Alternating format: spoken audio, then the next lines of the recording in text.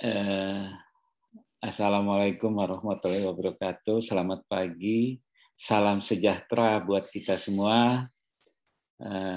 Di hari Minggu ini, Kang Hadi Conscient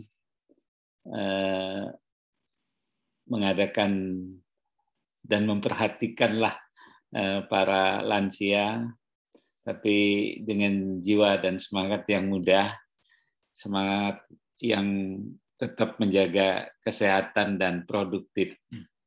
Pagi hari ini, para sejawat, senior, dan juga teman-teman yang di luar dunia kedokteran ingin sama-sama ini menggali ilmu dari Prof. Yuda Turana. Beliau adalah spesialis neurologi. Based on camp-nya di Atmajaya juga ya, Prof. Ya, siap. Atmajaya, alma mater Fakultas Kedokteran saya ini, banyak juga teman-teman yang dari Atmajaya. Prof, selamat ya, kemarin ada beberapa bimbingan yang masuk ke ini ya, internasional ya. Terima kasih, Kang Hadi. Lombanya ya, dan ya bangga saya. Baik, sekarang kemungkinan kita akan membicarakan 1 jam ke depan. Ya, nanti silakan teman-teman dan yang lain-lainnya jika ada pertanyaan. Nah, pada prinsipnya tema kali ini adalah ya untuk di mana tantangan menua di masa depan, ini tinjauannya dari aspek kesehatan otak. Memang lansia ketika pandemi COVID kemarin ya Prof, ini agak sedikit kita utamakan vaksinnya aja untuk masyarakat awam, itu diutamakan lansia. Itu pemerintah sudah sangat memperhatikan sekali bagaimana yang kelompok rentan ini untuk cepat-cepat mendapat vaksinasi. Nah, setelah di era endemi ini, nanti mungkin Prof bisa bercerita sambil mungkin Prof bisa memandu dengan PowerPoint-nya. Nanti teman-teman bisa ada pertanyaan, saran, baik dari kalangan medis maupun yang masyarakat awam, ingin mengetahui bagaimana sih kita hidup sebagai lansia, atau para teman-teman yang lainnya menjaga lansia itu agar tetap terjaga kesehatannya dan betul-betul menghadapi lansia. Karena ini sekarang kita secara jujur ujian yang besar buat Indonesia maupun dunia, yaitu hidup di dalam era endemi. Mungkin ini belum dinyatakan endemi ya, Prof. Ini masih pandemi ya, walaupun kasusnya menurun. Mungkin sedikit pesan, tetap kita harus melakukan protokol kesehatan yang ketat, jangan lalai. Walaupun sekarang ini kalau saya membaca, dan kemarin guru besar saya juga dari Dubai, ya itu persyaratannya nggak seketat dahulu, tetapi memang inilah tantangan kita, karena kalau kita ketatkan betul, ekonomi nggak berjalan. Nah, ini dari sisi politik antara kesehatan dan ekonomi. Tapi biar bagaimanapun, kita sebagai orang kesehatan harus menjadi leadership untuk membimbing teman-teman kita dan terutama masyarakat umum yang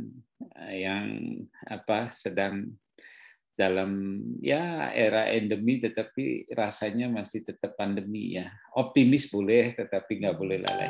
Nah, Prof, mungkin ada PowerPoint yang bisa dibagikan kepada teman-teman secara singkat. Nanti kita akan sama-sama bertanya atau memberikan saran kepada kita semua. Mungkin itu yang bisa kita lakukan ya Prof. Ini literasi ya Prof. Terima kasih Prof. Yuda Turana. Silakan, sudah saya berikan kesempatan sebagai co-host. Silakan Prof. Ya. Terima kasih Dr. Hadi atas kesempatannya. Selamat pagi, salam sehat, salam sejahtera. Assalamualaikum warahmatullahi wabarakatuh. Semoga kita sehat semua ya, di minggu pagi hari ini, gitu ya. Nah, tematiknya mungkin ngobrol-ngobrol santai gitu dengan Dr. Hadi, gitu, Kang Hadi, karena senior saya yang saya sangat banggakan.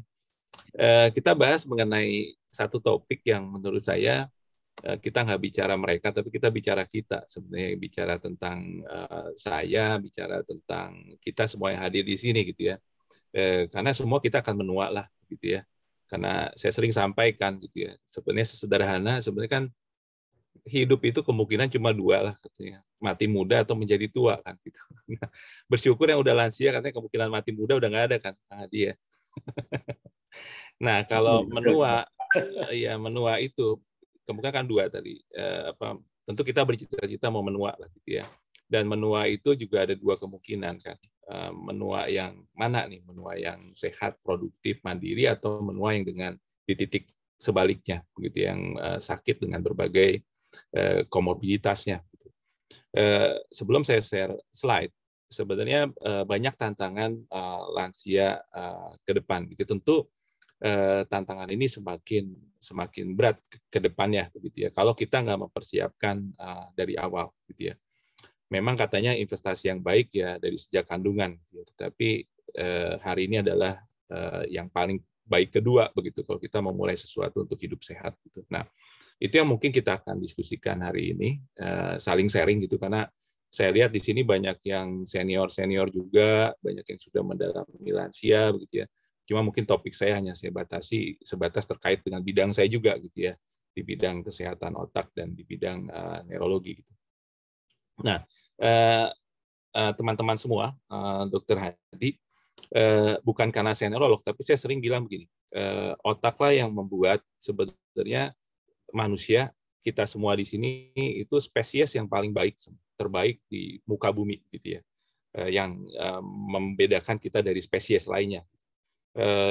Kita udah tahu semua organ penting. Saya akui semua organ penting, tetapi esensi kehidupan pada akhirnya itu sangat ditentukan oleh otak kita, gitu ya. Dan itu yang membuat kenapa kita disekolahkan dari kecil, begitu ya, kemudian sampai akhirnya di titik sekarang ini, gitu ya. Dan kita bekerja di masyarakat, kita harus mengakui bahwa karena otak kita, gitu kan. Nah, sehingga itu yang kita diskusikan, bagaimana menjaga, memelihara, gitu ya, otak ini sampai usia lanjut, gitu ya. Karena otak ini kan diciptakan cuma satu, gitu masalahnya ya. Kalau ginjal kan ada dua, gitu. Kalau otak cuma satu, gitu ya. Dan dia fully terbentuk itu 80% tuh udah di usia sampai 2 tahun tuh udah 80%. Jadi sebenarnya saat usia anak-anak, kalau program pemerintah kan 1000 tahun pertama, gitu ya. Memang betul, begitu ya. Itu yang paling hardware, paling dibentuk, paling utama. Tetapi meskipun berat laptop otak itu kayak laptop sebenarnya, beratnya kan 1,5 kilo ya, karena laptop saya ini 1,5 kiloan, gitu ya. Tetapi jelas nggak bisa dibedakan dengan laptop yang kalau rusak kan beli di ITC, gitu kan, Dokter Hadi ya. Nah, otak ini masa cuma satu, dan secara natural kita semua akan mengalami degeneratif, penuaan, gitu ya. Kalau meskipun kita bilang usia produktif kita kan 30-40 tahun, enggak. Sebenarnya sejak 30 tahun aja udah mengalami proses pengerutan, penuaan, gitu ya. Kognitif decline itu udah mulai ada sebenarnya di zaman itu. Memang saat usia 50-60 akan makin cepat. Tentunya nanti ada berbagai penyakit, faktor risiko mempercepat tadi. Nah, mungkin konteks di sinilah nanti kita coba diskusikan, gitu ya, sehingga otak ini kita bisa pelihara tetap sehat, produktif sampai usia lanjut. Izin saya sharing PowerPoint singkat saja. Silakan, Prof. PowerPoint-nya di mana tadi? Sebentar ini. Sebentar. Belum keluar di sini. Belum. Sebentar. Saya tutup dulu beberapa. Ya, nanti teman-teman, mungkin Bapak Ibu, sehabis ini bisa bertanya ya. Jangan malu-malu, silakan. Silakan Prof. Udah Prof. Udah ada kelihatan ya? Nah, sudah Oke. Prof. Sudah Oke. Prof. Ini slide-nya agak panjang, cuma saya mungkin mengambil beberapa, nanti kita lebih banyak ke diskusi saja gitu ya. Saya ambil beberapa gambar yang menarik gitu ya, karena saya senang sejarah gitu ya. 1513, saya selalu mengambil contoh Juan Ponce de Leon, ini ada gambar menarik gitu ya. Mungkin kalau saya sebut siapa Juan Ponce de Leon ini, sebagian mungkin sudah mengenal beliau, tapi lebih terkenal Columbus mungkin. Tetapi setelah Columbus itu ada misi dari Juan Ponce de Leon gitu ya. Kalau kita baca historinya gitu ya, di beberapa histori sebenarnya pas zaman itu gitu ya, banyak penjelajahan untuk menemukan benua baru sih gitu ya. Nah, setelah era Columbus keluarlah Juan Ponce de Leon gitu yang inti akhirnya sebenarnya di hikayat ceritanya, di zaman itu tuh semua orang percaya gitu ada sumber mata air yang membuat kita tetap awet muda gitu ya. Meskipun di akhir cerita dia mendarat di Florida gitu ya. Tetapi yang menarik dari cerita ini adalah bahwa banyak kita percaya bahwa di zaman itu gitu ya ada sumber mata air yang membuat awet muda gitu ya, seperti di gambar ini gitu, di dalam hikayatnya gitu. Nah, saya nggak berpanjang cerita dalam hikayat Juan Ponce de Leon, tetapi ujung akhirnya sebenarnya airnya kan nggak ditemukan gitu ya, sehingga kan saya ketemu Dr. Hadi, yuk kita bahas topik ini. Kalau ketemu kan kita nggak usah ngumpul di sini gitu ya. Kita nggak akan menjadi tua, kita tetap awet muda, tapi nggak ada gitu. Bahkan sebenarnya yang disebut dengan pil anti-aging itu bukan yang satu kapsul yang diminum sekali kita tetap sehat dan tetap awet muda. Nggak ada itu. Butuh proses. Dan proses itu tentu satu proses yang continuous gitu ya, bukan yang dilakukan singkat dalam waktu 1 atau 2 hari. Nggak ada itu. Jadi satu proses yang konsisten gitu ya, yang sebisa mungkin dilakukan sejak usia muda. Nah, ini kenyataan yang dihadapi, gitu ya. Selalu prediksi intinya bumi semakin tua, penghuninya pun bertambah tua, gitu ya. Selalu prediksi tahun 2050, tetapi kalau kita lihat Lancet, gitu ya, Lancet ada satu penelitian di tahun 2020 prediksi dari 165 countries. Nah, di sana bisa diunduh setahu saya secara gratis gitu ya, dan nggak usah khawatir di antara 165 countries itu ada Indonesia gitu. Nah, prediksinya bukan sampai tahun 2050, tetapi lebih panjang lagi sampai 2100 gitu ya, dengan gambaran start dari 2017 gitu ya, dengan angka-angka prediksi dari mortalitas, mobilitas dan segala hal, kemudian diprediksi sampai 2100 gitu ya. Tetapi intinya gitu, saya tidak mau bermain angka-angka gitu, tapi intinya memang betul bahwa di satu titik di grafik, di gambar biasalah gambar penduduk begitu ya, usia yang muda, usia yang produktif dibandingkan dengan usia lanjut itu jauh lebih tinggi yang usia lanjut gitu. Nah, ini yang menjadi tantangan ke depan. Itu sebenarnya ya usia lanjut kan sebenarnya hasil dari kemajuan teknologi kesehatan juga, itu suatu yang menurut saya nggak masalah gitu ya. Cuma kalau living longer nggak diikuti dengan hidup lebih sehat, itu yang jadi problem gitu ya. Saya sering sampaikan kita harus mungkin melihat Jepang sebagai satu model kita di masa depan.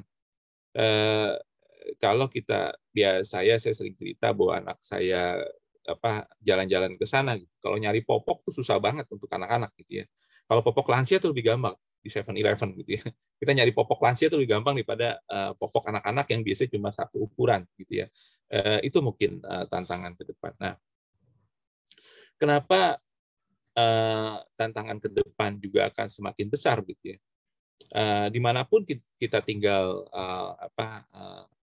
di belahan dunia manapun gitu ya. Penduduknya kan semua makin tua gitu ya. Kita cenderung longevity begitu ya, cenderung infertility. Infertility itu gini, cenderung mau punya anak lebih sedikit lah. Bahkan trennya nggak mau punya anak gitu, negara-negara maju gitu. Itu yang terjadi di Jepang, Singapura, seperti di Indonesia juga sama gitu ya. Orang tua saya waktu zaman itu gitu ya, anaknya ada 6 gitu ya. Sekarang kita agak mungkin aneh juga kalau ngelihat anaknya banyak banget gitu ya. Makin dikit, makin sedikit, makin dikit. Itu yang pertama. Jadi usia lanjut makin tua, makin panjang gitu ya survival-nya, jumlah anak makin dikit. Kemudian kedua, sudah makin dikit, yang dihadapi adalah maaf sebentar saya pakai pointer. Nah, yang kedua adalah urbanisasi. Tetapi saya akan gabung urbanisasi ini dengan perpindahan penduduk. Artinya kalau zaman dulu mungkin anak banyak, kemudian anak-anaknya tinggal di kelurahan yang sama gitu ya. Jadi orang tua tuh sejahtera banget gitu. Ada apa-apa anaknya datang, ada apa-apa anak bisa dikontak gitu. Tinggal sebelah rumah gitu ya, bahkan tinggal serumah. Tetapi ke depan trennya mobilisasi tinggi. Bahkan tinggal di lain kota dan di lain negara gitu ya. Karena nanti nyambung ke berbagai kotak di bawah, di mana batas negara itu menjadi nggak kayak dulu begitu ya. Kita akan bisa terbang ke sana ke sini, akan lebih ini, dan akan tinggal bisa di lain negara. Jadi anak udah makin dikit, kemudian tinggal di lain negara. Gitu. Nah, kemudian juga perubahan kultur ini akan terjadi, gitu ya. Saat dilakukan 2019 satu survei internasional, gitu ya, memang topiknya tentang demensia. Tetapi menurut saya topiknya menarik sebenarnya tentang perawatan lansia. Dan saya menyorot data yang Indonesia, dan data ini bisa diunduh secara gratis juga gitu ya. World Alzheimer Report tahun 2019 gitu ya. Nah, yang menarik adalah kalau responden Indonesia ditanya, ini kan ada 70.000 responden, 1.300 itu dari Indonesia. Nah, ceritanya di survei ini, Dr. Hadi dan teman-teman semua gitu ya, ditanya kalau demensia itu gimana sih? Pertanyaan sama kan, berbahaya, agitasi, setuju atau enggak? Yang menjawab sangat setuju, 70% itu tinggi banget responden Indonesia. Negara lain ada yang bilang 30, 40%, Indonesia 70%. Artinya stres banget kayaknya ngerawat pasien demensia. Tapi uniknya saat ada pertanyaan lain, jika misalnya lansia yang di rumah gitu ya ada demensia dan dia tidak mau dirawat di panti, apakah Anda tetap memaksakan ke panti? Nah, yang banyak nggak setuju untuk dirawat di panti, justru responden Indonesia. Responden Indonesia itu hanya 5% yang setuju untuk orang tua dirawat di panti. Saya nggak bilang bahwa dirawat panti itu bagus atau enggak, gitu. Itu diskusi lain gitu. Tetapi dalam konteks bagaimana begitu dekatnya keluarga dengan orang tua. Bahkan negara serumpun Malaysia itu menjawab tuh sekitar 12%-an gitu. India lebih tinggi lagi gitu ya. Negara maju ya jelas, kita bisa tebak 25-30%. Gitu.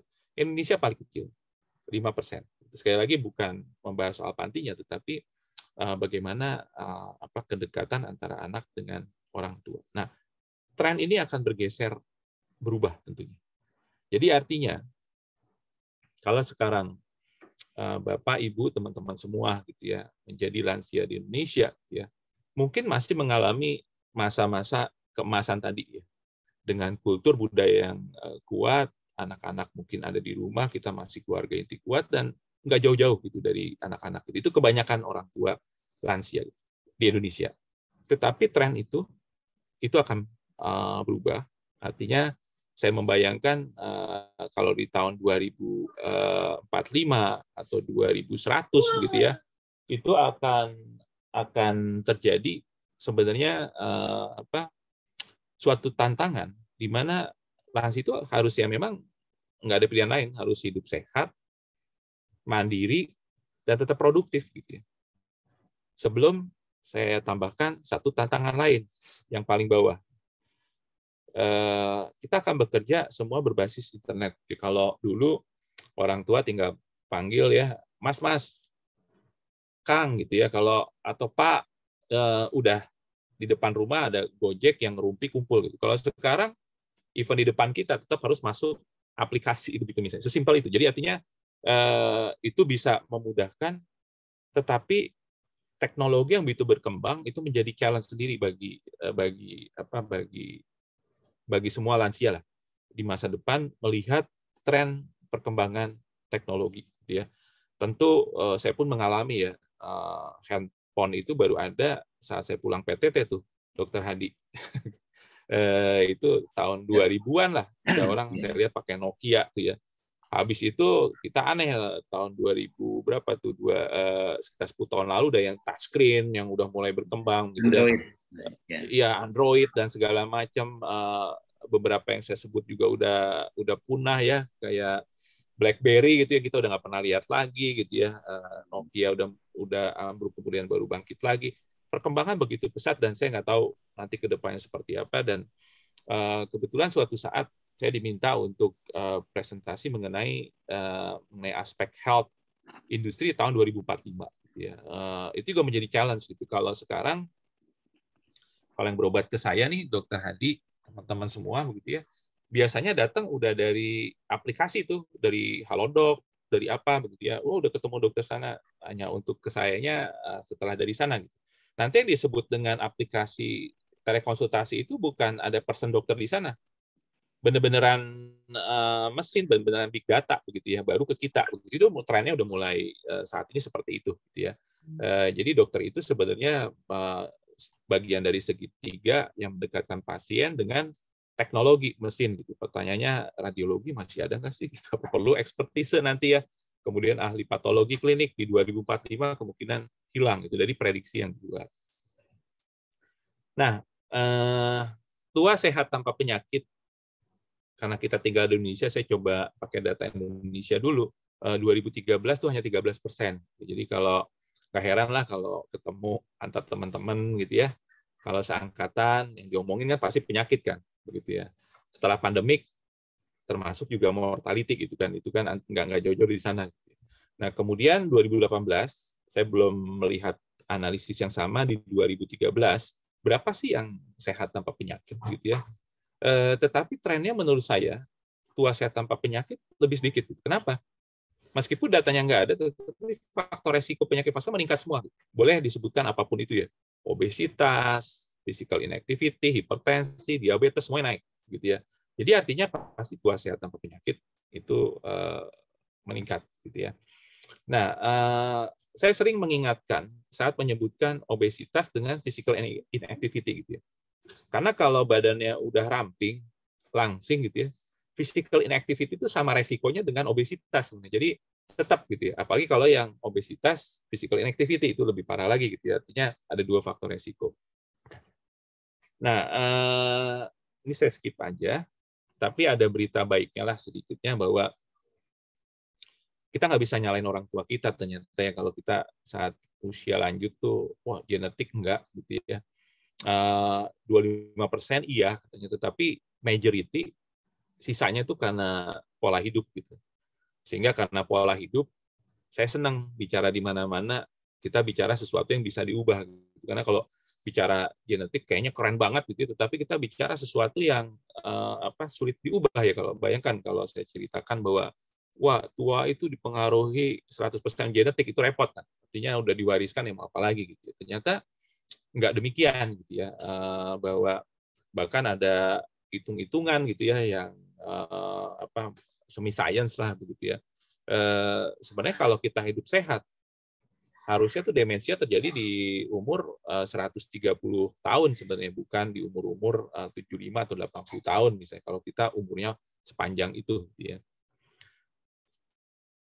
Ini saya skip. Nah, saya masuk yang otak, nanti mungkin kita lebih banyak diskusi saja gitu ya. Saya lebih sering sampaikan begini. Umur boleh sama gitu ya.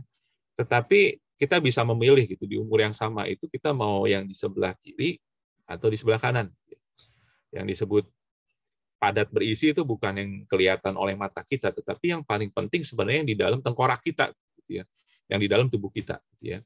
Ini yang umur boleh sama, tetapi ini yang sehat ya memang harus padat seperti ini ya, full seperti ini. Ya. Tetapi kalau yang ini itu yang mengerut, mengecil, gitu ya, yang tentu bukan hanya strukturnya mengecil, tetapi juga fungsinya menurun. Gitu ya. Apa yang menurun fungsinya? Ya fungsi utama sekali lagi yang membedakan manusia dibandingkan spesies lain kan fungsi kognitif ya. Bagaimana kita mengingat satu kejadian, gitu ya. Bagaimana kita memutuskan nih kalau ibu-ibu kalau belanja di mall misalnya ya, antara barang kortingan dengan barang yang betul-betul diperlukan itu fungsi otak kita gitu ya. Bagaimana kita menyetir, parkir mobil misalnya itu fungsi visiospasial gitu ya. Yang seiring dengan usia menurun, fungsi-fungsi tadi menurun. Dan kalau bicara penyakit Alzheimer, namanya mungkin sulit diucapkan begitu ya pada beberapa orang, tetapi itu sebenarnya keseharian yang menggambarkan bahwa penyakit Alzheimer mempercepat proses penuaan tadi, gitu ya, yang harusnya menurunnya landai ini jadi lebih cepat. Gitu. Seharusnya memori mengingat sesuatu masih utuh, mulai menurun. Nah, penyakit Alzheimer, sesimpel definisinya, saya bilang, penyakit yang mempercepat proses penuaan di otak, gitu ya, yang berakibat terhadap penuaan di struktur, mengerut dan mengecil, juga fungsinya, begitu khususnya fungsi memorinya. Begitu. Nah, ini mungkin rangkuman sedikit, gitu ya. Sering saya sampaikan kotak ini, gitu ya. Nah, kalau kita bercita-cita ingin otak sehat, produktif, usia lanjut gitu ya, karena di satu titik terakhir dengan tantangan yang tadi ya, anak makin dikit, tinggal di luar kotak gitu ya, ya kita harus mempersiapkan setiap diri kita ya, tetap sehat, produktif sampai usia lanjut gitu ya. Dan saya bilang selalu berdoalah tetangga kita baik begitu ya. Nah, ini kotak merah, kotak hijau, tentu kotak merah di sini kita hindari gitu ya, kotak hijau kita perbanyak gitu ya. Kotak merah ini yang disebut faktor resiko gitu, ada hipertensi, depresi gitu yang utama, merokok di Indonesia kan, tidur nih jadi problem juga gitu, kemudian stres gitu ya, loneliness bukan tinggal sendiri ya, tapi perasaan tidak dihargai masuk di loneliness gitu ya. Sering terjadi pada orang tua ya, apalagi kalau yang jabatannya tinggi-tinggi gitu ya, yang biasa dipuji-puji, nah tiba-tiba nggak merasa dihargai gitu ya. Itu loneliness sebenarnya. Sleep apnea termasuk gitu ya, mendengkur segala itu masuk kepada faktor resiko major setinggi diabetes gitu ya. Nah tadi sini di atas ada diabetes gitu ya. Indonesia hebat tuh. Tadi saya baru baca di PTM gitu ya, data Indonesia kan nomor 5 ya diabetes gitu ya. Mungkin karena karbohidrat ya terlalu banyak gitu ya. Kalau minum teh kayaknya kalau nggak manis kayaknya kurang seru begitu. Dan tentu di bawah yang hijau ini faktor protektif yang harus diperbanyak gitu ya. Yang selama 2 tahun ini menjadi tantangan bersama lah gitu. Artinya COVID tuh bukan aja meningkatkan kematian di kotak merah nih karena faktor resiko meningkatkan kematian pada COVID, tetapi juga COVID secara nggak langsung mengurangi faktor yang hijau gitu ya. Kita jadi jarang kumpul, kemudian tiap hari berita negatif, aktivitas fisik itu menjadi berkurang gitu ya. Yang sebelum COVID juga udah malas, apalagi pas lagi COVID gitu ya. Alasan untuk menjaga jarak itu alasan untuk nggak bergerak gitu, termasuk diet dan nutrisi gitu. Itu mungkin sebagai penghantar, Kang Hadi, sebagai bahan diskusi begitu ya. Silakan nanti kita diskusi sama-sama gitu, saling sharing aja. Ya. Makasih, Kang Hadi. Terima kasih, Prof, atas pemaparannya. Satu quote yang paling penting adalah sehat produktif sampai usia lanjut. Nah, ini Prof tadi dari pemaparan Prof ini muncul istilah mega trend ya, di mana artinya tuntutan akan kesehatan lansia ya. Nah, ini mungkin dari disiplin ilmu yang kita mulai berkembang, Prof, tentang kedisiplinan ilmu geriatrik ya. Mungkin Atma Jaya sudah mempelopori juga ini ya. Nah, mungkin nanti ada yang right hand sebentar. Jadi ini megatrend revolusi industri juga. Nah ini saya sih nanti Prof mungkin sambil kita mempersilahkan yang angkat tangan. Nah ini saya ingin pertanyaan politisnya ini semestinya peran negara terhadap lansia ini apa?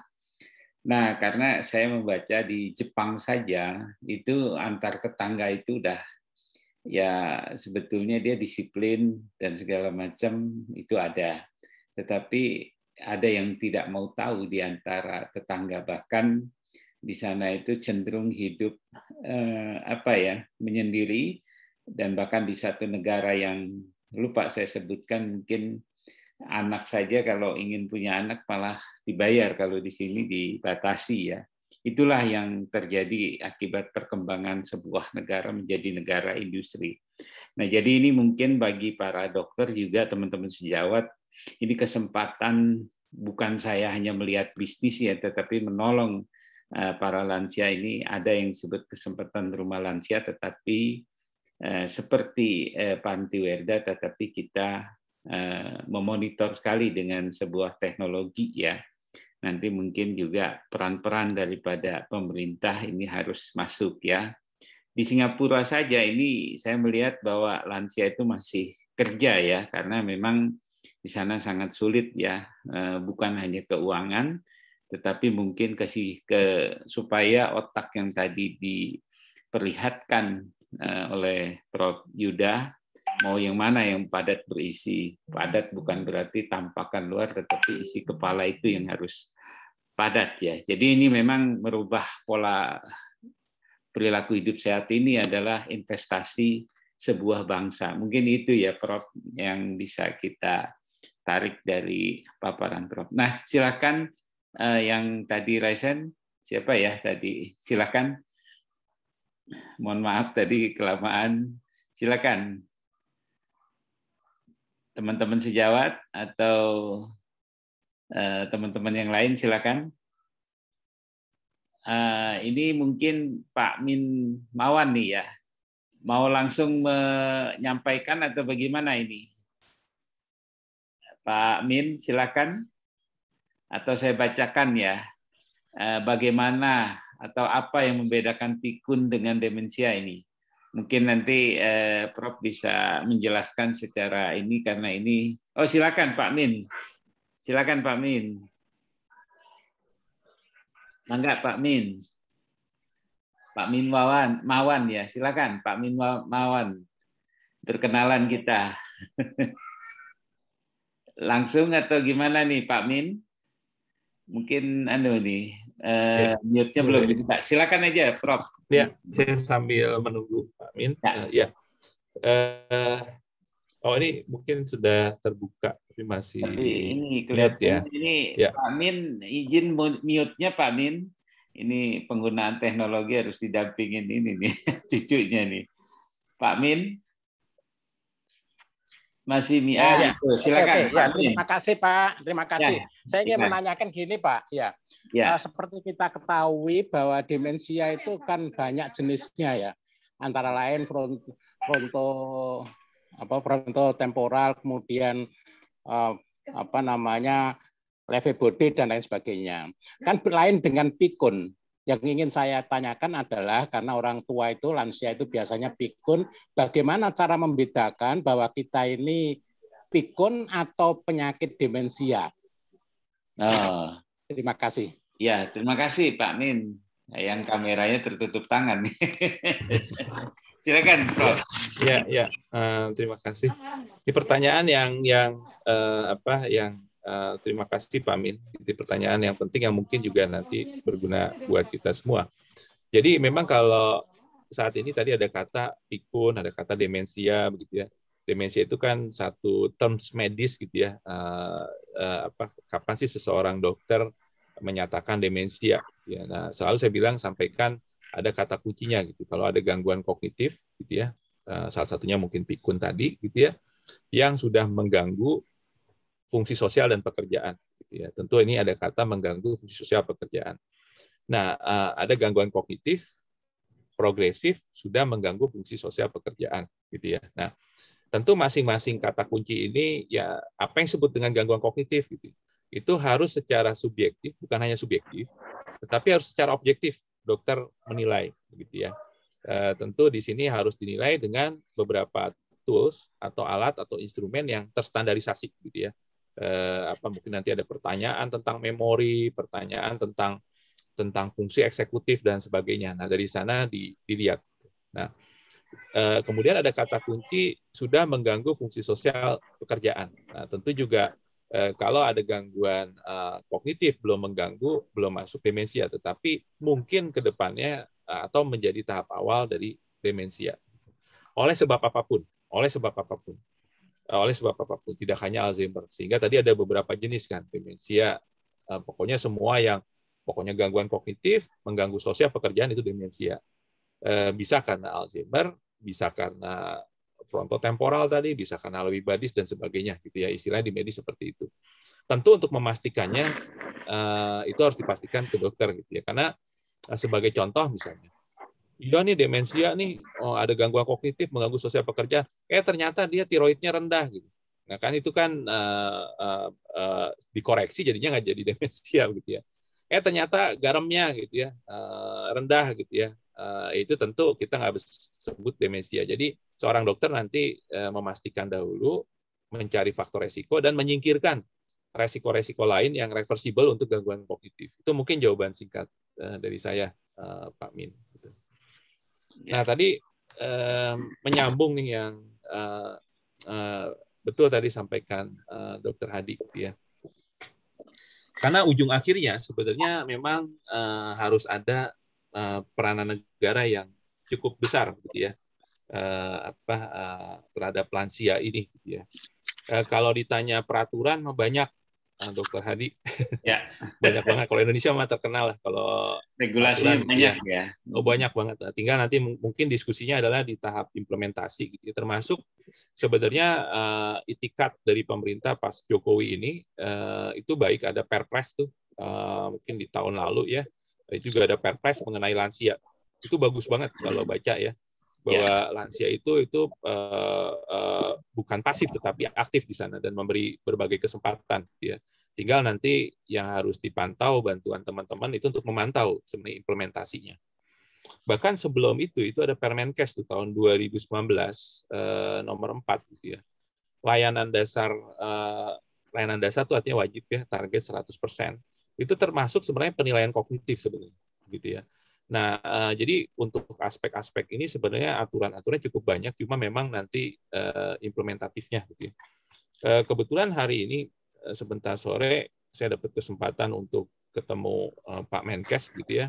Pak Menkes kita juga ini sangat proaktif sebenarnya. Beliau yang meminta sendiri, gitu ya. Artinya beliau mau tahu karena beliau background-nya bukan dokter, tetapi dia mau tahu, gitu ya, segala sesuatu. Kemudian meminta tolong sarankan beberapa yang implementatif, gitu. Nah itu Pak Menkes sebentar sore saya ketemu. Nah yang menarik sebenarnya gini, kalau saya ditanya sekarang, gitu ya, peranan pemerintah besar dan sebenarnya nggak usah sulit-sulit, gitu. COVID itu memberi satu pelajaran mahal buat kita semua. COVID itu nggak mengubah sesuatu menurut saya, tetapi mengakselerasi segala sesuatu yang akan terjadi ke depan. Sama COVID dipercepat. Itu ya, Kang Hadi, Dr. Hadi mungkin ngalamin. Gitu. Itu sebenarnya saat sebelum COVID terjadi, kebetulan saya presentasi tentang di satu fakultas kedokteran diminta tren 2045 gitu ya untuk Renstra. Nah, habis presentasi itu COVID terjadi. Ini mah kayaknya yang saya presentasi kemarin terjadi semua sekarang, bukan 2045. Apa saja gitu. Nah, satu, telekomunikasi, telemedicine. Kita Zoom ini hasil daripada COVID. Iya, kalau betul. Enggak, tadinya gaptek ya? Semua. Dokter aja menolak loh banyak, Prof. Iya, Zoom ini kan sesuatu yang aneh gitu ya. Kalau sebelum COVID gitu ya, kayaknya barang mahal lah gitu ya. Kita dan sebatas. Kamu tahu, Prof, biasanya. Iya. Kamu belajar. Iya, enaknya kan datang ke hotel mana atau ke kumpul di Balairung atau di mana gitu, di balai desa. Sekarang udah semuanya sama, dengan kader aja lewat Zoom. Nah, Ya. ini hasil daripada COVID. Nah, termasuk mungkin COVID semakin mempertegas secara nyata, apa sih kalau ditanya layanan lansia ke depan, kalau dulu saya cuma mungkin berteori gitu, tapi COVID itu memberi pelajaran mahal termasuk buat saya gitu. Artinya, ini memang nampak gitu. Satu misalnya, nggak bisa tuh kita mengandalkan rumah sakit, layanan kesehatan yang dibatasi ruang yang disebut milik pemerintah. Nggak cukup. Ngantri nggak bisa masuk, gitu. Punya uang pun nggak bisa masuk. Ujung akhirnya ada di rumah. Cuma pemerintah hadir di sana. Jadi yang nanti yang akan saya sampaikan adalah yang kita akan bahas dengan Pak Menkes, termasuk usulan sebenarnya long term care yang berbasis komunitas. Begitu ya, yang di sono yang dikuatkan gitu ya. BPJS itu bukan sebatas fase akut di klinik sebenarnya, termasuk kunjungan rumah, termasuk asistensi untuk pendampingan gitu ya, termasuk penguatan daripada perawatan lansia oleh masyarakat gitu ya. Dan nggak ada tuh lansia lagi, akan aneh jadinya nanti kalau lansia ngantri ngambil obat di apotik misalnya gitu ya, udah uzur ngantri gitu ya, atau pensiun harus datang tanda tangan, itu nggak ada. Harus masuk sampai ke sono begitu ya. Termasuk oksigen, yang kebutuhan vital itu termasuk hal-hal demikian begitu. Nah, itu udah harus hadir gitu ya. Dan akan makin nampak sebenarnya dengan COVID ini gitu ya. Artinya segala sesuatu terintegrasi, dan ini akan semakin nyata karena Indonesia negara kepulauan gitu ya. Kita nggak ada lagi yang negara provinsi yang tertinggal gitu ya, dengan kemajuan teknologi yang diakselerasi oleh COVID ini begitu ya. Saya selalu sebut oleh COVID ini gitu ya. Dan program-program jelas akan mengalami perubahan ya, sampai ke level kader masyarakat gitu ya. Nah, itu yang seperti acara hari ini yang diinisiasi oleh Dr. Hadi ini sangat sangat inspiratif gitu ya. Nah, itu yang mengubah semuanya. Dan karena saya tahu yang di atas sana kan Pak Jokowi basisnya pengusaha begitu ya, Pak Menkes juga sekarang, jadi saya selalu batas antara kepentingan ekonomi dan kesehatan tuh sulit memang menyatu begitu ya. Saya selalu sampaikan BPJS aja ya, lansia meskipun dikatakan 9%, 24% cost pengeluaran itu untuk lansia sebenarnya. Ya, dan banyak yang tidak terukur ya. Tidak terukur itu artinya demensia misalnya. Nggak bisa sebatas obat yang dibeli, popok yang dibeli, oksigen yang harus tabungnya disewa begitu ya. Itu yang produktif yang rawat memang nggak jadi berhenti kerja misalnya. Betul. Kemudian itu sesuatu yang nggak bisa dihitung dan sangat besar ya. Sehingga kita sering sampaikan bahwa impact dampak ekonomi dari demensia, khususnya karena bidang saya demensia, itu nggak terhitung, dan itu bisa menggerus negara menjadi seorang jadi miskin, bukan hanya miskin di keluarga ya. Kalau udah sakit kan orang tua jadi miskin semua tuh, tapi juga membuat negara miskin. Jadi memang beberapa program harus dikuatkan. Itu mungkin singkatnya, Dr. Hadi. Prof, ini dari Mbak Jennifer Hernando. Mbak Jennifer, kalau mau langsung menanyakan pada Prof, atau saya bacakan, silakan sambil berkenalan, nggak apa-apa. Silakan Mbak Jennifer. Saya bacakan aja. Pagi dok, nih dari Mbak Jennifer Hernando. Gimana sih caranya mencegah demensia tambah parah? Apakah obat-obatan bisa membantu? Nah, ini juga inline dengan Bu Endah ini. Bu Endah ini dari Semarang ini. Jauh juga ini ya, tapi dengan teknologi kita bisa bersama pagi ini. Selamat pagi dokter, saya ingin bertanya keterkaitan masalah tiroid dengan demensia. Saya minum obat teratur karena tiroid. Apakah saya beresiko mengalami demensia? Nah, ini juga langsung saja ini Pak dari M95 Hasan. Saya membaca dan melihat di Jepang, orang-orang tua itu bisa hidup sampai 100 tahun. Bahkan 80 tahun masih bisa bekerja. Apa peran pemerintah atau masyarakat yang bisa menerima orang-orang tua tersebut? Apa budaya atau yang lain? Ilmu perannya di mana? Dan dunia kedokteran harusnya seperti apa? Usia berapa untuk ke arah demensia atau gangguan fungsi kognitif dimulainya? Silakan Prof, mungkin. Lanjut. Ya, makasih. Pertanyaan menarik semua nih, Saya coba rangkum mengenai faktor resiko sebenarnya. Tadi saya tangkap ada bagaimana mencegah demensia, dan kalau udah demensia bagaimana mencegah perburukan. Dengan obat-obatan, Prof. Ya. Ya, ya. Nah, satu sebenarnya kalau saya ditanya nih tadi karena terkait dengan yang terakhir gitu, yang Jepang itu karena menjadi contoh gitu ya, contoh kita semua bahwa saat ini mungkin kalau di Jakarta kayaknya usia harapan hidup Dokter Hadi kayaknya 72 ya, atau sampai 74 gitu ya. Di Jogja juga termasuk yang bisa sampai 74 gitu. Tapi rata-rata 70 lah, 70 71 di Indonesia saat ini gitu ya. Dan kalau dibandingkan dengan tahun 50 jelas jauh ya. Yang kalau ngelihat orang 60 tahun tuh kayaknya udah bersyukur banget gitu. Nah, sebenarnya sama di semua negara gitu ya. Semakin tua bumi gitu ya, mau di negara manapun usia harapan hidup terus naik sih gitu ya. Indonesia akan menjadi kayak Jepang gitu ya. Dan Jepang udah mengalami saat ini bahwa anak makin dikit, kemudian kalau kita naik kereta di sana banyak para lansia gitu yang umur 80 tahunan gitu ya. Jepang ini unik gitu. Obesitas di sana dikit kan kalau diperhatikan. Ya. Lihat nggak ada orang tua yang obes dikit gitu ya. Terus semuanya pada kecil-kecil, kurus gitu ya. Geraknya cepat banget gitu ya. Kalau kereta tuh, kalau kita dengerin lihat kereta tuh jadwal kereta serem banget kalau di Jepang. 7:04, 7:06, kayaknya bedanya tuh 1 menit saja dan pas lagi keretanya. Gitu. Pas lagi. Nah, Indonesia termasuk bangsa yang malas bergerak gitu ya. Kalau dari studinya Google atau apa gitu. Tapi memang saya percaya, artinya bukan nggak mau gerak gitu ya. Jalan di trotoar aja bisa keserempet motor kalau kita kan gitu ya. Dan belum polusi udara. Padahal tadi karena ditanya bidang kedokteran, padahal mah penelitian uji jelas, evidence base-nya sangat kuat ya. Kalau saya ditanya pun sekarang, Dok, kalau apa sih yang menstimulasi otak gitu yang udah terbukti gitu yang bisa merangsang protein di otak yang disebut dengan brain derived neurotrophic factor? Jawabannya adalah aktivitas fisik gitu ya. Happy. Nah, itu yang udah yang paling terbukti gitu ya. Nggak ada suplemen di sana gitu ya. Tapi itu yang dilakukan di negara-negara yang banyak bergerak gitu ya.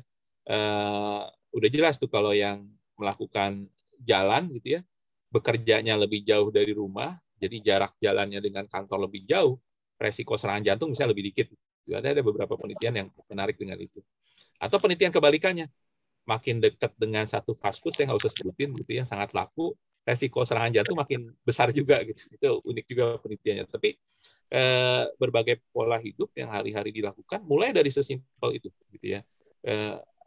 Saya nggak bicara diskusi obat apa, karena even untuk demensia pun gitu ya, kalau misalnya kita detect ada mild cognitive impairment gitu, jujur nggak ada evidence base yang kuat gitu ya untuk, Dok boleh minum obat ini sekarang nggak supaya nggak jadi demensia. Saya bilang nggak ada evidence base-nya, Bu. Yang ada evidence base adalah kolesterol tolong turunin, makan gula didikitin, meskipun gulanya nggak tinggi, katanya hiperglikemi, meskipun nggak diabetes juga faktor resiko kognitif misalnya ya, tidur dicukupin gitu ya. Kemudian juga repetitive negative thinking. Nah, saya sering masuk ke hal-hal yang kita nggak sadar gitu ya. Tetapi repetitive negative thinking boleh dicari nanti itu faktor cognitive decline, pengendapan protein-protein yang merusak otak semakin tinggi misalnya, seperti itu. Nah, Lancet tahun 2020 itu memaparkan apa sih yang faktor resiko yang evidence base-nya kuat, ya. Beberapa hal tadi udah disampaikan, yang contoh kotak merah, hipertensi, diabetes ada di sana, merokok ada di sana, gitu ya. Berita baiknya adalah ternyata kalau mau stop rokok, even usia tua pun signifikan banget mengurangi resiko demensia, gitu. Itu di hasil penelitian. Kemudian obesitas, physical inactivity, gitu ya. Alkohol, bersyukur di Indonesia sih alkohol sedikit, gitu ya. Itu yang paling depresi tentu ya. Itu faktor-faktor resiko yang kalau ada di midlife itu sangat besar terjadi kemunduran kognitif. Sama satu lagi sebelum lupa, hearing loss. Jadi kalau gangguan pendengaran itu sebaiknya dikoreksi juga. Nah, kemudian kalau tadi ada yang keskip ya Mas saya, Dokter Hadi, pertanyaannya. Nah, kalau setelah demensia, apa sih yang harus dilakukan gitu? Tentu faktor resiko tadi tetap berlaku gitu ya. Tetapi kalau udah demensia nanti terkait juga perawatan caregiver. Nah, ini ceritanya panjang juga nih. Sehingga kita ada karena kebetulan saya tergabung juga di Alzheimer Indonesia gitu ya. Kita ada yang disebut dengan caregiver meeting gitu ya. Caregiver meeting itu sebenarnya caregivernya, bukan pasiennya gitu ya. Kita edukasi karena kualitas perawatan yang jelek, komunikasi yang buruk, justru itu faktor resiko penurunan fungsi kognitif gitu ya. Sama seperti maaf kalau di rumah kita ada orang tua kita atau lansia kita yang bertanya ulang-ulang gitu ya. Kadang-kadang ya siapa yang nggak sabar untuk menjawab, jadi intonasi kita tinggi gitu. Bertanya ulang-ulang tuh versi pasien. Versi kita maksudnya. Tetapi versi pasien kan sebenarnya bertanya satu kali. Gitu. Nah, itu yang kita edukasi bagaimana komunikasi itu bukan memaksa pasien untuk ditinggikan di sini, itu sulit ya pada demensia, tetapi bagaimana si caregiver itu berkomunikasi selevel dengan pasien gitu ya. Nah, ini yang sehat untuk caregivernya, tetapi sehat juga untuk pasiennya gitu. Ya. Itu Dokter Hadi. Yang itu tiroid kok dari Bu Ena. Iya, tiroid. Nah, hormon kelebihan nggak boleh, kekurangan jangan gitu ya. Nah, contoh hormon tiroid ini hubungan dengan sarafnya besar gitu ya.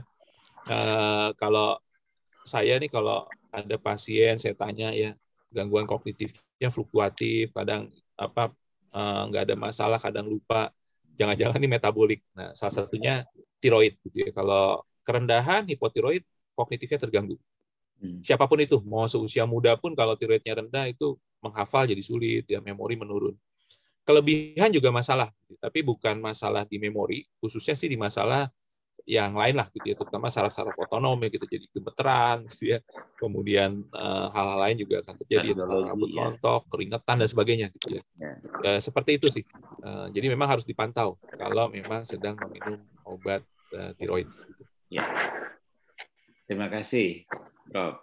Ini Pak Surono, Dr. Surono, apa mau memberikan masukan sebelum saya bacakan, atau Dr. Non nih? Pak Surono dulu, silakan. Dr. Surono. Terima kasih. Ya. Izin Prof. Saya pernah ini hubungan pencegahan saya kira. Jadi saya pernah mendengar atau membaca juga tentang kopi ya, kafein. Katanya memperlambat demensia. Apakah ini ada evidence base-nya, Prof? Saya pernah mendengar ini. Jadi kita minum kopi berapa cangkir satu hari dengan 2 cangkir itu berbeda katanya. Mohon apakah sudah ada evidence base-nya? Itu saja, Bro. Terima kasih. Terima kasih, Dr. Surono. Mungkin langsung sambung nih, Uni Non, silakan. Non. Silakan, Dr. Non. Baik, ya. Ya. Dibuka ya. Ya. Jadi biar kelihatan nih lansianya. Harus kenal dong. Silakan. Pagi, Prof. Terima kasih, Dr. Hadi, atas kesempatan ini. Sebetulnya ini saya sendiri usia sudah kepala 6 ditambah 6. Dengan kemarin ini terakhir saya masih mencoba snorkeling. Ya alhamdulillah sih pada saat itu baik-baik saja. Tapi sekarang ya pegal-pegal lah ya. Hebat, ya. Di Aceh ya.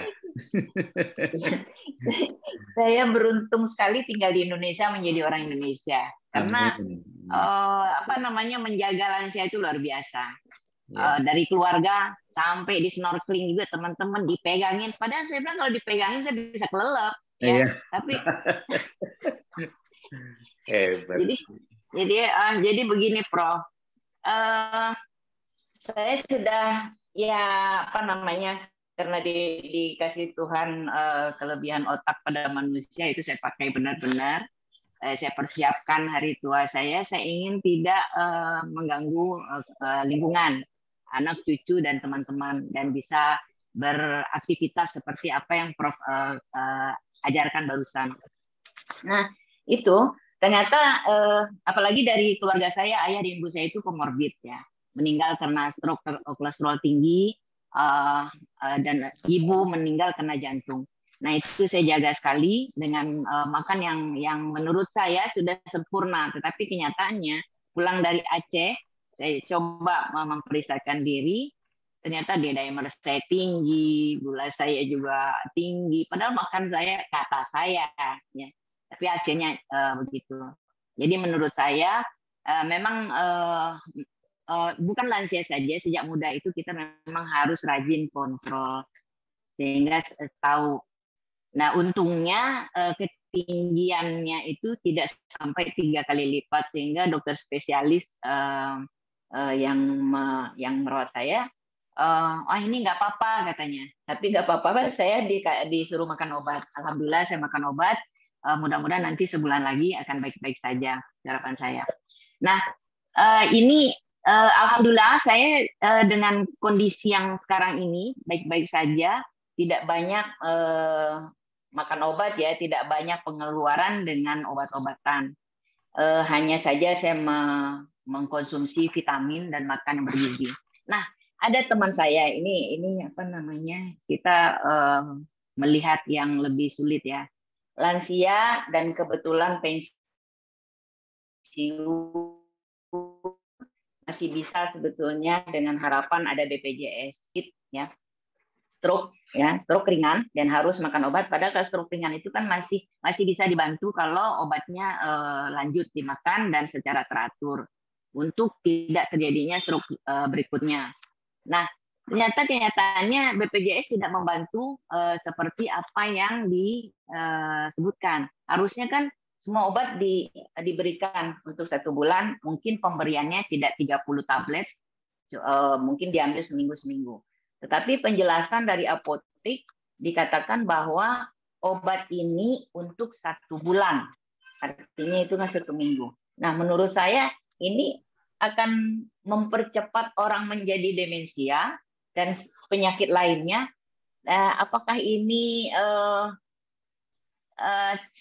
menurut saya tidak sesuai dengan apa yang Prof katakan tadi, pemerintah akan menjaga kita lansia, tapi ini seolah-olah ya sudahlah, yang ini kan yang tujuannya untuk preventif. Nah, kalau untuk kami lansia ini, apakah akan dibiarkan seperti ini lalu mempercepat demensia dan penyakit lainnya dan habis itu mati, dah selesai.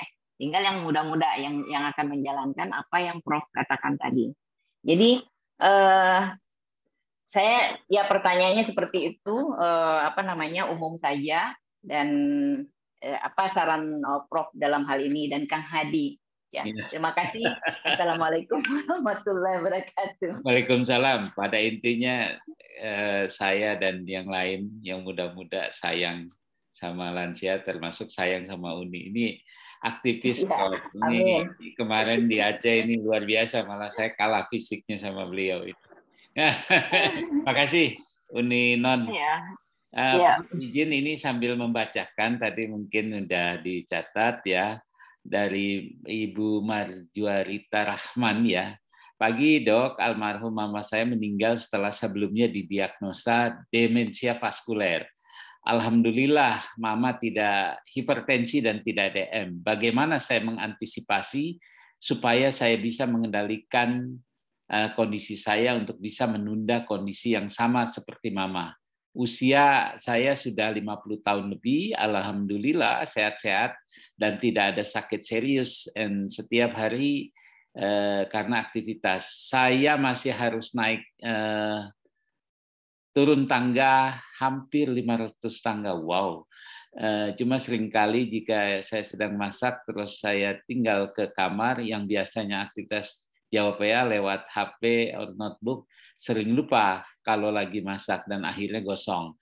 Bahkan pernah api cukup banyak. Saya sering merasa lelah berpikir karena saya sudah lebih dari 10 tahun single parent.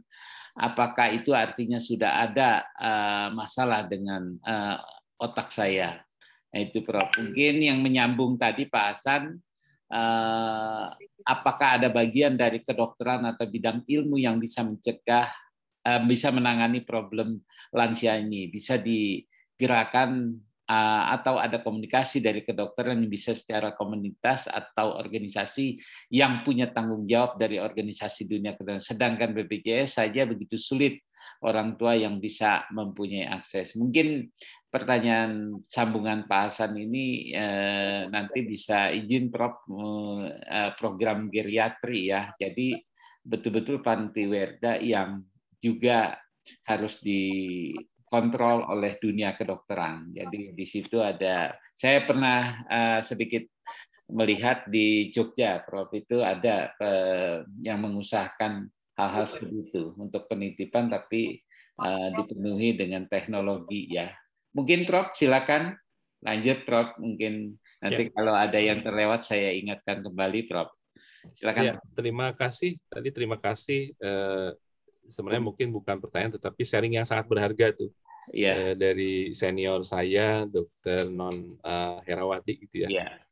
Artinya banyak aktivitas yang yang masih bisa dilakukan gitu ya. Memang kalau untuk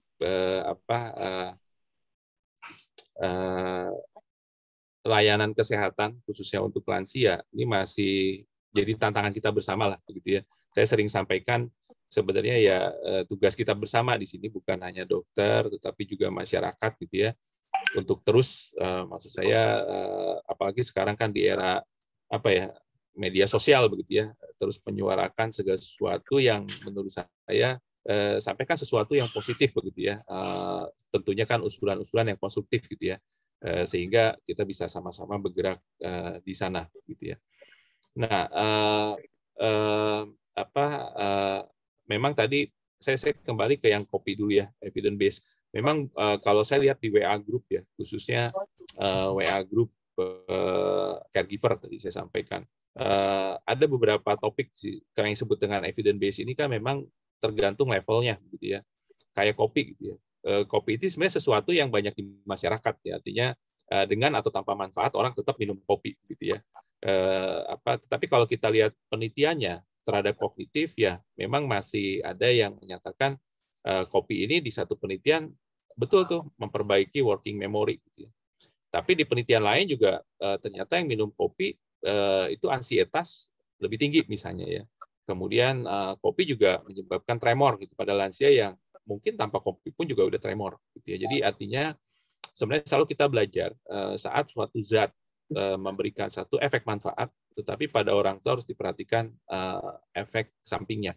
Memang dari beberapa penelitian yang direview, ini yang susah distandarisasi adalah jelas yang disebut kopi ini dari bahan ke aktif yang jelas berbeda-beda ya. Saya pernah minum kopi, kesannya dosisnya sama, begitu, tetapi kopi yang satu kok kayaknya efek sampingnya lebih besar misalnya ya.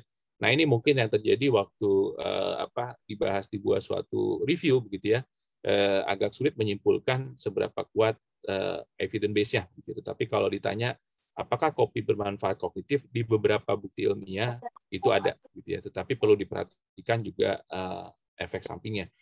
Demikian juga VCO mungkin meskipun nggak ditanya di sini, di forum sering ditanya tuh VCO, virgin coconut oil gitu ya.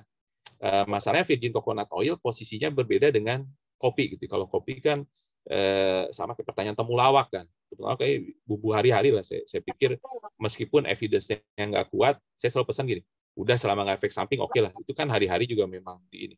Tetapi VCO adalah seseorang yang keluar uang untuk beli gitu ya dan berharap sesuatu. Nah ini yang saya sampaikan juga, penelitian ada, tapi penelitian yang hasilnya kebalikan juga ada begitu ya.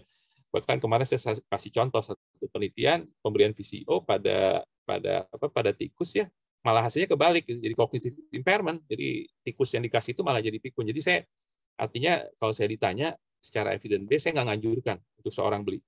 Tetapi pada seorang peminum kopi kalau nanya nih, dok ini kopi efek positifnya kognitif? Ya ada Pak penelitiannya. Kalau memang biasa minum kopi silahkan dilanjut selama nggak ada efek samping. Sesimpel itu yang saya sampaikan. Gitu. Tapi saya nggak pernah menganjurkan orang tua yang nggak pernah minum kopi suruh minum kopi. Yang ada jadi masalah, jadi gangguan tidur terutama itu. Nah, ada yang keskip nggak ya Dokter Hadi tadi pertanyaan? Ini kalau yang ini Prof yang dari Ibu Marjuita ini dia sering merasa sudah lupa ini ya. Apakah ini Oh iya maaf tadi kelupaan yang demensia dari vaskuler ya. Oke. Ya, dia 50 Nangkep. tahun ini Ibu ini. Silakan. Nangkep. Iya. Ini contoh juga faktor usia nih. Ya. Dr. Hadi. Nah, ya. Tadi sebelum menyambung itu menarik mungkin saya sampaikan selain kopi yang cukup kuat sebenarnya justru wine. Kalau pernah baca ya. Itu evidence cukup kuat sehingga di beberapa guideline akan keluar. Tapi itu pun juga sama ya saat di forum bahkan ahlinya sendiri yang menyampaikan gitu ya. Anjurannya gini, kalau yang minum wine dari penelitian itu jangan kelebihan lah, itu kan cuma 1 skloki gitu per hari gitu ya. Tetapi nggak pernah menganjurkan orang yang nggak pernah minum wine untuk orang tua suruh minum wine gitu ya. Ini terlepas dari larangan agama atau apa, tetapi ini dalam konteks keilmuan. Jadi kita harus mempertimbangkan manfaat dengan risk yang akan ditimbulkan, termasuk juga wine. Kalau membaca wine itu evidence base-nya jauh lebih kuat daripada kopi sebenarnya. Tetapi disampaikan demikian. Kalau yang udah minum wine jangan berlebihan. 1 sloki itu yang terbukti. Tapi yang belum minum wine ya jangan minum wine gitu ya.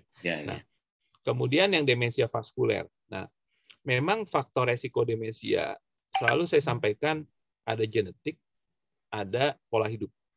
Pola hidup hasil akhirnya ada yang bisa diukur lewat tekanan darah, lewat lab, tapi ada yang nggak bisa diukur. Seseorang yang datang ke saya dengan pemeriksaan lab yang normal semuanya, tetapi dia periksa lab, mungkin kalau kita kan nganjurin periksa lab, kalau normal-normal aja mah setahun sekali lah, atau 8 bulan. Ini yang periksa nih tiap 2 bulan, hasilnya tunjukin lagi. Secara lab nggak kelihatan, tetapi di balik kertas itu ada ansietas yang tinggi, gitu. Takut penyakit tuh udah faktor resiko, karena di yang midlife kalau dilihat begitu ya, yang dominan itu kadang-kadang bukan sesuatu yang di lab sebenarnya. Tadi kalau saya sampaikan obesitas, kemudian physical inactivity, depresi gitu ya, nggak tersebut tetapi situ ada ansietas gitu ya. Nah, sesuatu yang sebenarnya bisa jadi lab normal gitu ya. Bisa jadi belum hipertensi. Tetapi repetitive negative thinking, merasa loneliness gitu ya pada orang tua gitu ya, itu faktor resiko. Naik turun tangga apakah mengurangi faktor resiko? Jawabannya kalau dari penelitian ya, sebenarnya penelitiannya cukup baik. Di penelitian bahkan eksperimental binatang itu kalau 2 tikus nih dilakukan uji coba, yang satu hanya berlari gitu ya di 1 roda yang sama, tetapi yang satu dia loncat kanan kiri dikasih mainan yang beragam, dua-duanya aktivitas fisik. Yang membedakan adalah yang satu tidak terprogram, yang satu terprogram dan happy melakukannya, ada kata happy gitu ya. Senang melakukannya. Nah, jadi yang penting sebenarnya jelas beda kalori yang keluar ngepel lantai dengan yuk kita jalan pagi happy ngobrol-ngobrol nih gitu ya, kayak Kang Hadi ini sering tuh saya lihat di YouTube-nya kesana kesini tuh aktivitas fisik sambil ngobrol nikmatin durian dengan happy begitu. Nah, harus ada kombinasi gitu. Jadi naik turun tangga ya jelas lebih bagus daripada cuma duduk aja. Tetapi nggak lebih bagus secara kognitif dibandingkan dengan jalan pagi gitu ya, sambil bercengkrama dengan tetangga misalnya dan happy melakukannya. Itu sih, Dr. Hadi. Ya, Prof, ini sudah mau jam 9 ya. Cuman kita memberikan kesempatan lagi, mungkin ada yang ingin menyumbang saran, silakan. Ini bukan hanya sejawat, tetapi juga masyarakat awam nih, dan juga ada dari ini nih pekerjaannya partai nih, teman saya nih, Mas Iwan Kusnadi, bisa mendengar suara saya nih, bisa disuarakan nanti, Mas Iwan. Ya. Nah, terima kasih. Masih di Jogja ini? Ya. Nah, silakan, mungkin ada sumbang saran apa setelah mendengar ternyata lansia ini adalah suatu problem yang harus bisa kita atasi demi bangsa Indonesia ya. Silakan, Mas Iwan. Ya, selamat pagi. Terima kasih Dr. Hadi, Kang Hadi, kemudian sebagai pembicara, Prof. Menarik sekali pagi hari ini dapat pencerahan ya, ilmu yang biasa kita dengar hanya sebatas mendengar, membaca, tapi ini secara runtun dan sangat-sangat baik bisa kita cerna. Karena kita di usia 53, 55 ini sudah mau masuk kepada post ya. Bahkan tadi ada semacam post-power syndrome juga menjadi bagian dari keburukan ya, selain perasaan yang selalu mungkin merasa tidak nyaman, merasa tidak dihargai.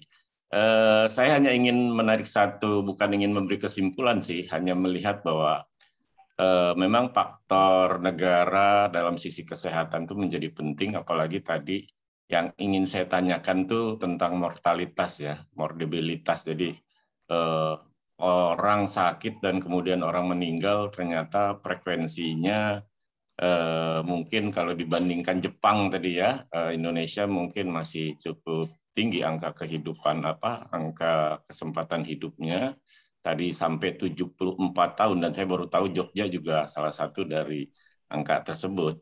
Nah, kemudian saya melihat problem di awal mungkin di bangsa Indonesia masih ada problem stunting ya, yang sangat tinggi di prakualifikasi. Orang mau menuju remaja atau mau menuju dewasa gitu. Nah, jadi semua hal yang bisa saya dengar ini menjadi penting keseharian yang harusnya memang kita lakukan. Apalagi kecenderungan tua itu adalah pikun juga tadi dibahas dan sangat menarik sekali. Dan keseharian yang biasa kita lakukan ternyata juga banyak hal yang kurang kita cermati. Nah, jadi Dr. Hadi, pagi ini saya menyimak sekali rubrik ini, dan saya pikir ini berguna untuk semua yang mendengar. Apalagi kalau di sini juga dihadirkan tandemnya dari sisi kebijakan ya, dari sisi kebijakan yang saya pikir memang harus sudah ada semacam kebijakan yang mengarah kepada penanganan terhadap manula gitu ya. Jadi walaupun tadi kita dengar banyak sekali undang-undangnya dan segala macam, tapi sepertinya hiruk-pikuk kehidupan negara ini belum sampai ke sana gitu ya. Jadi sekali lagi terima kasih. Saya sudah mendengarkan tadi masalah mortalitas juga itu menjadi penting, bukan sebuah kekhawatiran, tapi memang ingin mengetahui ya. Kalau tadi di Jepang memang kalau kita naik kereta, memang jelas kita lihat orang tua itu begitu sangat-sangat energik ya. Gitu. Bahkan kalau dibilang juga yang ingin saya tadi tanyakan juga faktor ya mungkin bahasanya lebih kepada yang plural lah. Lebih tua itu kan kadang-kadang sudah mendekatkan diri kepada sesuatu yang sesuai agama gitu ya. Kadang itu juga menyendiri, hanya melakukan ibadah gitu. Ternyata juga sesuatu yang keliru gitu ya. Justru hal-hal yang membuat nyaman dan hal yang membuat kita happy itu adalah bagian dari mempertahankan fungsi-fungsi dari organ yang ada. Mungkin itu saja. Ya, terima kasih Dr. Iwan, Pak Iwan Kusnadi, Prof. Ini beliau ini satu SMA dengan saya. Beliau ini di perwakilan rakyat ya, tapi base-nya itu di Jogja. Terima kasih Mas Iwan. Saya bangga ini punya teman yang nanti mudah-mudahan bisa disampaikan kepada berbagai teman-teman yang di wakil rakyat biar bagaimanapun bisa untuk menunjang lansia. Prof, ini saya ada satu lagi nih untuk disampaikan nih dari Uni Non Herawati bahwa ini ntar kan mau ketemu nih Menkes ya. Tolong deh ini inline juga tadi pertanyaan atau harapan dari Pak Hasan bahwa tolong perhatikan sekali kebijakan BPJS yang tidak berpihak kepada lansia dengan tidak memberikan obat secara utuh. Atau juga ini dari Pak Hasan yang tadi terlewat, BPJS saja begitu sulit untuk orang tua yang bisa mempunyai akses. Nah, ini juga yang harus kita pikirkan dari dunia kedokteran, terutama di pelayanan primer, ya, Prof. Mungkin nanti kita akan diskusi lebih lanjut sesuai dengan saran Pak Iwan Kusnadi, bagaimana ini tentang kebijakan. Kalau ini hari ini full kita ilmu, walaupun serempet-serempet memang lansia ini harus betul-betul mendapat tempat dan perhatian yang penuh dari negara. Negara itu adalah kita semua, bangsa Indonesia. Ya, tinggal bagaimana kebijakannya ya. Tadi ada asuransi nasional, BPJS juga harus menyentuh ke situ semua. Silakan Prof, sambil mungkin ini terakhir ya karena ini sudah mau mendekati jam 9. Silakan Prof ditanggapi Prof. Ya, terima kasih banyak. Jadi ini karena penutupan gitu ya. Jadi pertama ini satu forum yang saya sangat apresiasi gitu ya. Dan forum-forum seperti ini bisa menjadi input masukan juga begitu ya, karena saya sering juga ngikutin YouTube-nya Kang Hadi begitu ya. Dan ini juga mudah-mudahan didengar oleh masyarakat banyak gitu. Karena saya sering sampaikan begini, bahwa bahkan di tingkat pemerintah kadang-kadang mendengar suara masyarakat gitu yang disebut dengan netizen gitu ya. Nah, ini para lansia sekarang sudah terakses dengan teknologi, sampaikan mungkin masukan-masukan yang sangat konstruktif gitu. Itu yang pertama. Kemudian yang kedua, terkait dengan topik hari ini gitu ya. Saya sering sampaikan bahwa memang investasi otak produktif sampai usia lanjut gitu ya, harus dimulai dari diri kita sendiri gitu ya, dengan menjaga kesehatan fisik dan psikis gitu ya. Secara fisik tadi saya sampaikan tentunya dimulai dari hal-hal yang sederhana. Justru hal-hal yang sederhana sebenarnya evidence-nya cukup kuat gitu ya. Satu, olahraga teratur gitu ya. Kemudian nutrisi gitu ya. Nutrisi bukan yang mahal-mahal gitu ya. Nutrisi menghindari berbagai faktor resiko. Sebenarnya justru makanan mahal kadang-kadang makanan yang resiko begitu ya. Kemudian juga yang paling penting, kalau tidak bisa dipungkiri juga gitu, hampir 70% kan lansia pasti sudah ada satu morbiditas penyakit. Itu dikontrol secara teratur gitu ya, dengan fasilitas kesehatan, dengan dokter masing-masing gitu ya.